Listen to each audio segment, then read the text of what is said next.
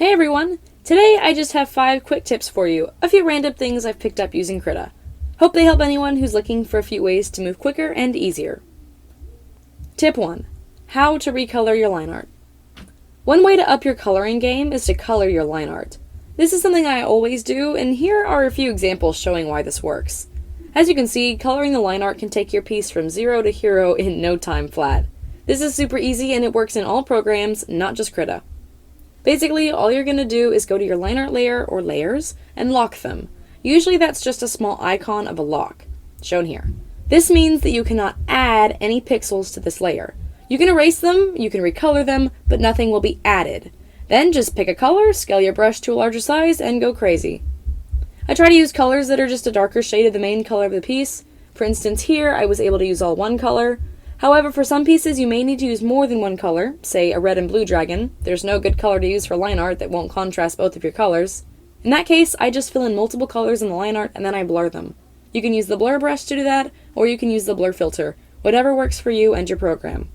This is a simple way to completely change the image and mood of your piece, and it makes a huge difference, so be sure to give it a try. Tip 2. Best way to color inside the lines. Over time, I have found the easiest and quickest ways to color inside my line art. Please note, this only works for flat colors. If you want to do a more painted art style, this won't be enough, but it will get you started. Anyways, basically you're first going to take your fuzzy select tool and select the outside of your drawing. Be sure to add in anything your first selection didn't. Then you'll want to invert the selection, which means flipping it inside out. Now you just fill in the entire selection with a flat color and a layer underneath your lines. Deselect your selection and lock this layer using the small lock icon in the layer. Now you have a few options. You can use your pen to color it in if your design isn't lined. However, like for this drawing here, if you have enough line art around your color, you have one other option. You can use the bucket tool to simply drop colors in, fast and painless. Be sure to mess with the settings. In Krita, it's called threshold, and it may be something else in other programs. Play around with it until it is what you want. For this line art, I put it in higher. For thinner lines, I keep it lower. You'll improve with practice. And finally, my last tip for coloring. I mostly do this for wings, but I've done it for other places as well. This works for making patterns in a confined area. Select the area, in this case, both wings. Now, push Ctrl H. In Krita, this hides your selection. As you can see, it's still selected, but now those blinking lines won't bother you. You're free to draw whatever you want now.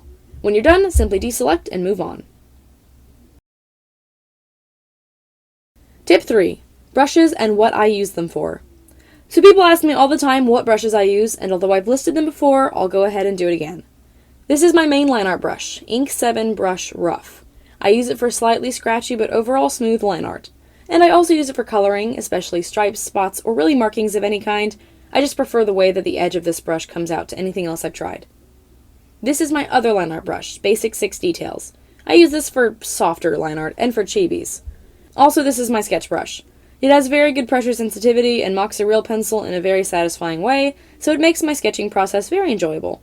I really only use it for sketching and soft line art though. Basic 5 Size is my third most used brush. I use it to color in big spaces. Although I prefer the edging on Ink 7, the grainy fill of the brush leaves little spots empty when you use it to color big spaces. This is what I use to color in my layers and whatnot. I have a few other brushes as well. Texture Splat for Nightwing wings and anything else I need spots for like freckles. Blender Blurred to blend colors and line art. Texture Big for this specific texture look. I like to go over my backgrounds with it sometimes for color variation, and on occasion I use it on dragons too. And of course I use an eraser, but that's easy enough to find. Tip 4. Lineart Hacks. So as you guys know, although I love the look of line art, I actually hate doing it. Over time though, I've picked up a few things that help expedite that process. The most common trick I use is liberal application of the fuzzy select.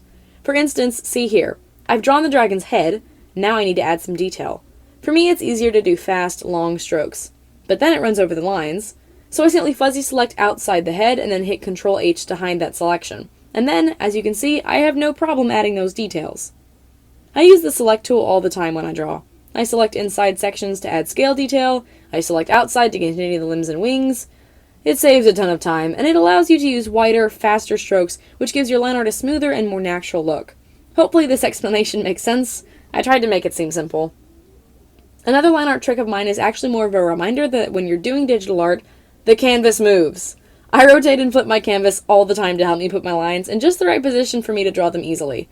90% of the time this is for a tail. Usually just flipping the canvas is enough, but I don't mind rotating it as well.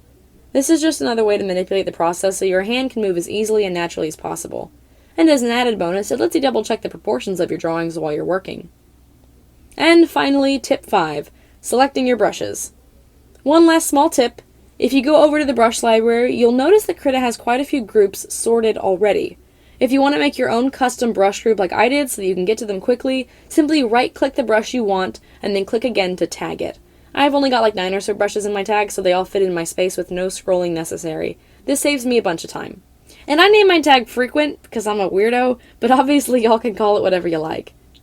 I just want you guys to know that I asked my sister if she had any suggestions for Krita tips to talk about, and her advice was, Vertebram, give up, you suck at it. But I want to directly dispute that sarcasm. Definitely don't give up, even if you do suck at it. It's just like any other tool. Once you learn how to use it properly, it will make your life infinitely easier. Anyways, thanks so much for watching, and y'all have a blessed week.